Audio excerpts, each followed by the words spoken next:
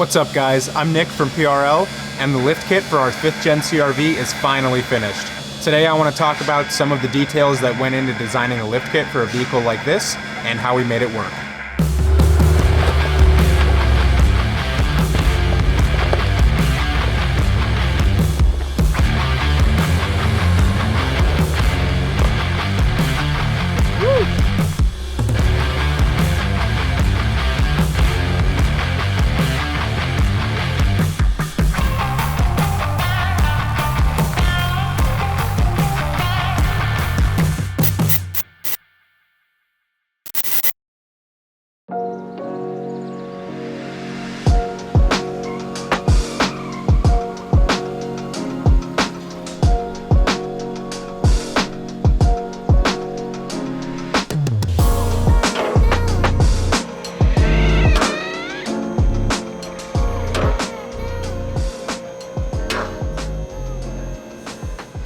We're going to start in the rear of the CRV, where I want to talk about some of the issues and challenges that went into lifting the rear end.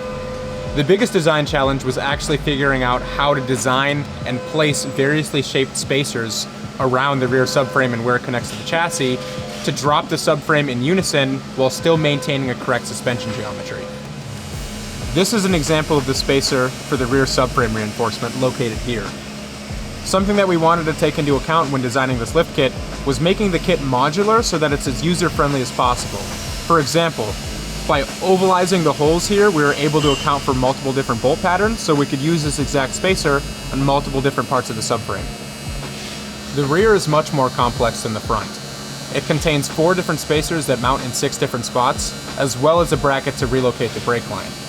Whereas the front only has 2 pieces per side. The only thing that we can see from underneath the car is the relocation bracket for the front sway bar link. I'm going to go ahead and lower the vehicle so we can talk about the front strut spacer.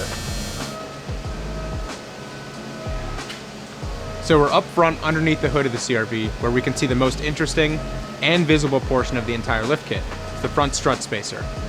Something that we wanted to keep in mind when we were designing this spacer was maintaining a billet aluminum construction throughout the entire lift kit, specifically in the front, where other competitors are using welded sheet metal. Maintaining the billet aluminum allows for greater structural rigidity and also less points of failure. In order to maintain correct suspension geometry, the maximum we can go on this lift is 40 millimeters, or about 1.6 inches. While that may not seem like a huge number, the main advantage is being able to run an oversized tire. On this particular car, we're running a 17x8 plus 37 offset on the wheel with a 245/70 tire.